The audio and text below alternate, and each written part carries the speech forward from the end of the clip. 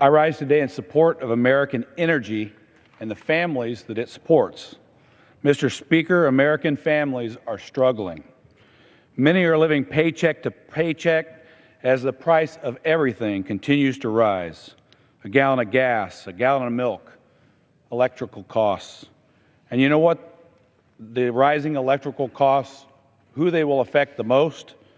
America's seniors on a fixed income and the poor. Here in the House, we have solutions like investing and expanding American energy production. It creates jobs on which families can depend and lowers costs at home and for businesses. Mr. Speaker, my father was a United Mine Worker in Illinois for over 30 years. It was hard work, but it was a good paying job and provided for our family, and we are proud of the work my dad did.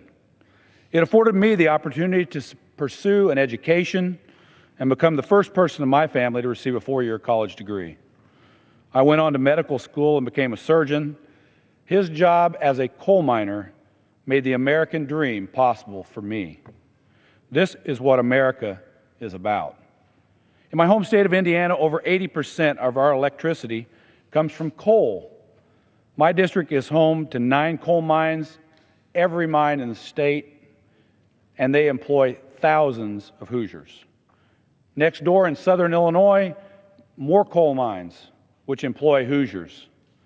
Coal not only keeps the lights on in Indiana, but it puts food on the table for Hoosier families. I've been to several coal mines. Recently went down in the coal mine because I like going down in coal mines since I did it when I was a kid. Talked to the hardworking men and women who are every day are working these jobs. And I keep hearing the same thing, Mr. Speaker. Washington regulations are crushing our business, and I'm afraid for my job, what that may mean to my family. The fact is that coal is being mined cleaner and safer than it ever has. Despite what this administration would have you believe, the coal industry has made great strides in protecting our environment while providing low energy costs for their consumers. But every time they invest their own money to improve their mines, this administration moves the goalpost. They do this without consideration of how many jobs they are eliminating in southwest Indiana and other coal-producing states.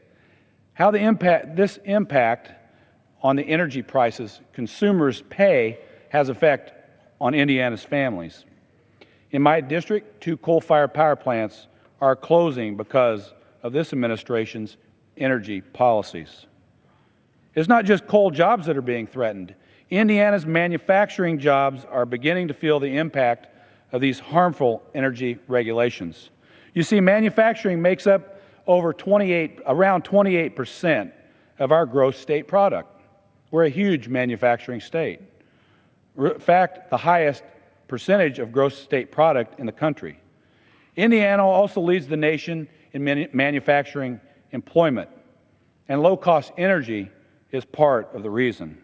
But the plants in my district are telling me they may not be able to survive when Washington continues to squeeze them more and more. How can Alcoa, with 3,000 jobs, stay open in my district if their energy costs double or triple?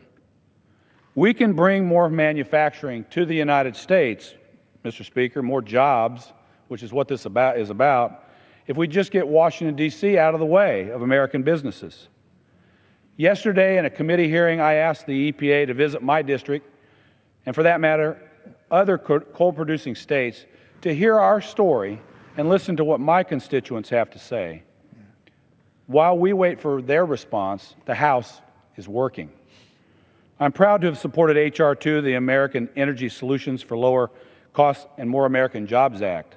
This comprehensive package has already been outlined by Congressman Terry, included the best energy ideas that the House has produced this Congress. The most important piece of this legislation is it will ensure every American access to affordable, reliable energy. This legislation approves the Keystone Pipeline, the most studied pipeline in history, which even the President's own State Department has determined will not negatively impact the environment. This project is critical to our future generations to address their future energy needs. But unfortunately, this administration has been blocking this project for years for politics. While they turn their back on our nation's energy needs, they have been implementing new regulations that are costing our nation billions of dollars. It just doesn't make sense. Part of H.R. 2 includes Representative Bill Cassidy's bill, the Energy Consumers Relief Act, which ensures congressional oversight of energy-related rules costing more than $1 billion. This common-sense bill will allow Congress to have oversight, which some of those billion-dollar regulations that are crushing American consumers across the nation probably won't meet our standards once they're looked at by Congress. They're just costing too much with no benefit, other than an ideological approach for the administration. We need to get back to science and common sense. H.R. 2 also included legislation that helps speed up the permitting process on federal lands, protects our nation's electrical grid, and protects coal mining jobs. Most of these bills are already passed the House and are sitting over in the Senate waiting for action. They're waiting for a vote. In fact, they're waiting for a hearing, waiting for a debate amongst our senators about the energy solutions the House has passed. I understand that the Senate, at this point, well, at least one party in the Senate may not agree with these ideas, but let's have a discussion about it. Let's hear your ideas in the Senate to lower our nation's energy costs. The House has spoken. This is what our constituents expect of us, Mr. Speaker, an honest, vigorous debate about the issues facing our nation. Doing nothing is not an energy policy, and it's no way to legislate. Okay. I hope our friends across the Capitol and the President are watching and learning from the House's example. Mr. Speaker, finally, in closing, I want to say we need to tap our energy resources. We're on the verge of an energy renaissance in the United States, a manufacturing renaissance. What does this mean? Low-cost energy, American jobs, putting families back to work, and that's what we all want. That's why we're here. That's why we ran for office, Mr. Speaker, is to help people. Provides for lower costs. We're doing it in a cleaner way than we ever have. Mr. Speaker, let's not look right in the face of success of creating jobs and look the other way. I'm hopeful that the Senate will take up some of the House-passed bills, including this one, before the end of the year. If not, Mr. Speaker, the next Congress, this House, will act again to show the American people we want costs lower for their energy, we want good-paying jobs, we want manufacturing in America, and we will act again, and hopefully the Senate in the next Congress can see it to where they'll step forward and act.